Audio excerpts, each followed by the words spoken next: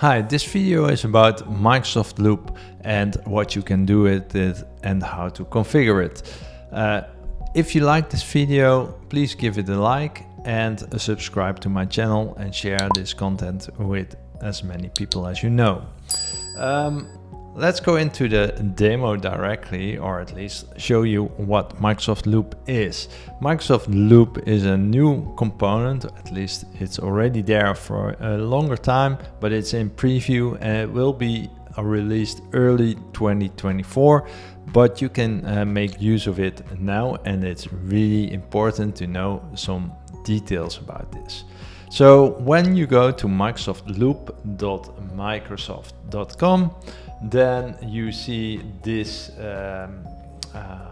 this message. This means it's not yet open for your account. So you need your admin to change some settings. I will come back to that later because I obviously already enabled it for this demo. I'm going to show you as an admin what to do and what to expect, because at the end of September they will make it default enabled, which makes it hard, or at least makes you think about the governance of a loop. But I come back to that. First we go to another environment, and let's see, when I'm a default user and I use Teams, then you have already a loop enabled. So here we go. Let's see. I see it's still set to Dutch, so I'm going to switch really quickly. Let's put it on United States. All right, let's it's changed to United States. Perfect. So you may already have seen some loop components, but how does it work? How do you enable loop components? As you can see, I already have a few here, but I'm going to show you how this works for you. At the bottom within your Teams environment, you got this icon, and here you can select the icon and you already get a lot of components directly available for you. So for example, I can add a bullet list, so things to think about. So here we can say governance. And when I send this in the chat with Alex, he will be able to directly edit this in this same chat, and that's the real benefit of using the component. So let's go to the chat, and it's syncing, and here I can say, okay, OneDrive is a big thing. So here you see it's directly syncing across the components. You don't have to start a new chat, and that's really a benefit compared to other chats.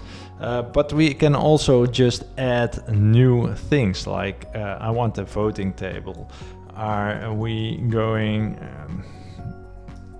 to enable it? And then the pros and cons. You get the point. But here, when I go to Megan, I can also just type some text and add it to the component. So it's a real rich component, and I can also delete items directly. So for example, as you can see, I think, okay, this can be moved, so I can directly delete it.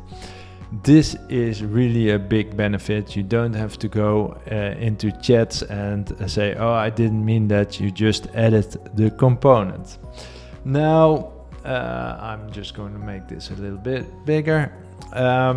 If we go to, because this is Teams, if we go to OneDrive, and I'm going to go to OneDrive, my contents, I want to go to Cloud Files.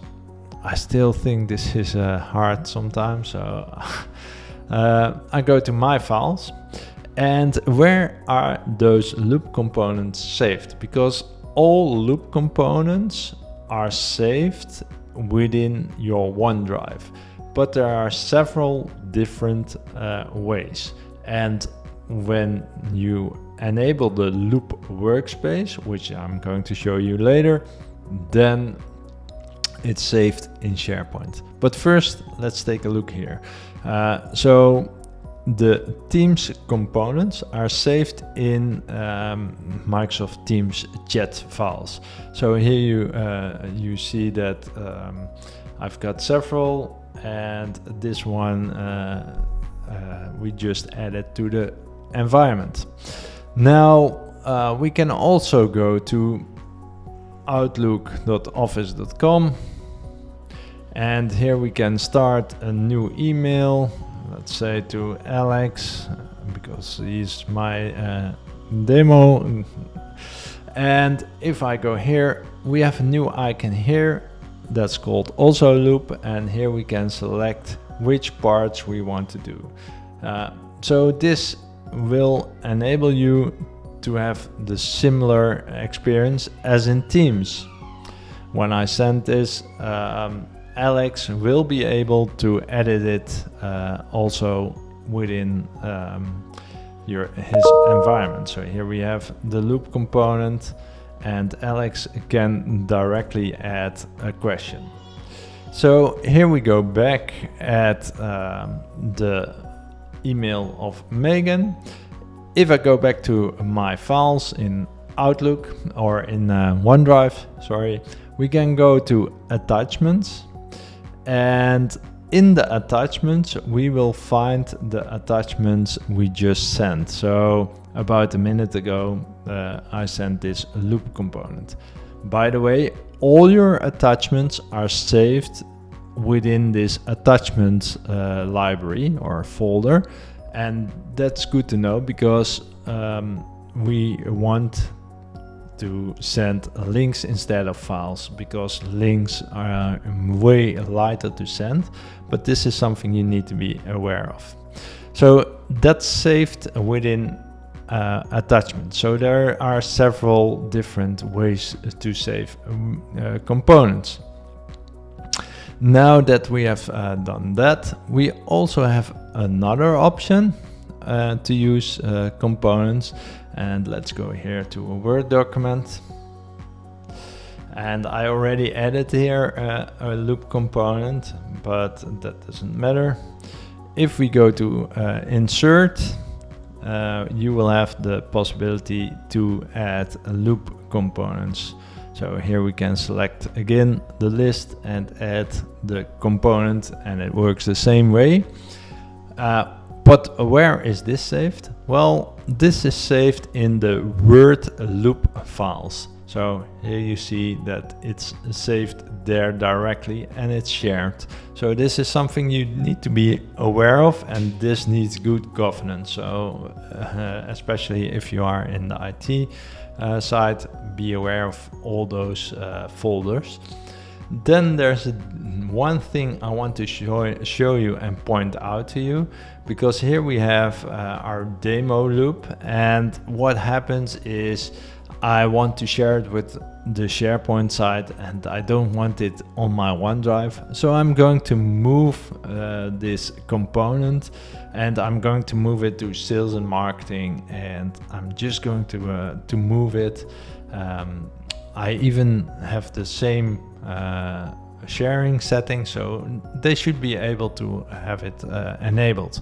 But what happens is if I go here and I will refresh it, it says the component is not available. It may have been moved or deleted, or you may not have access.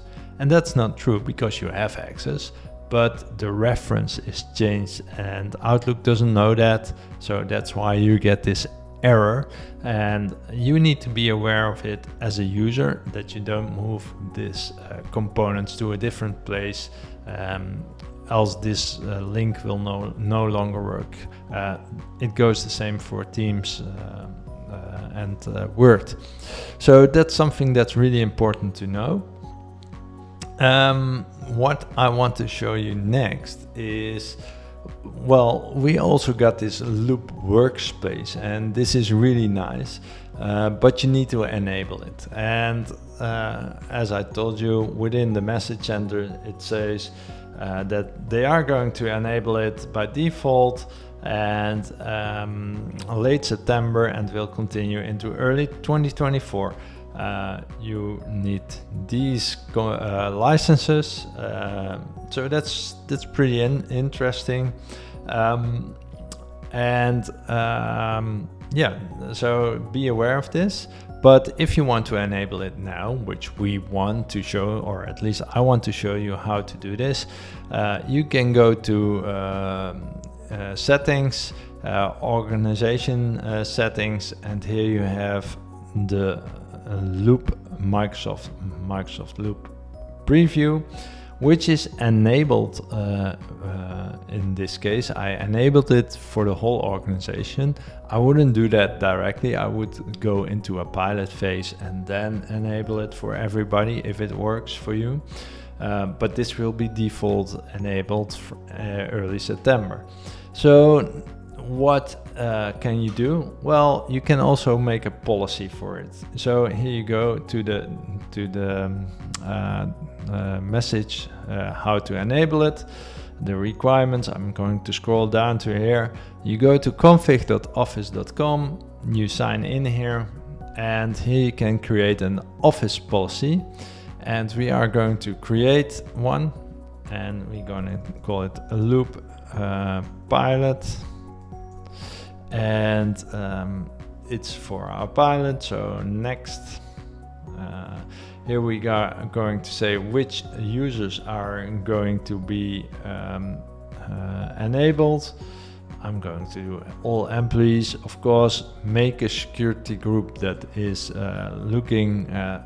it's really descriptive, so you know exactly what this group does. In my case, it doesn't matter because it's a short demo. If we click on next, you get all policies, and here we search for loop. Then we are going to enable it for these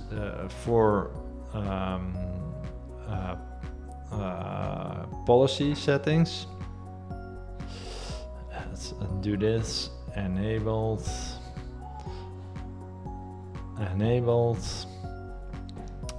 Let's click next.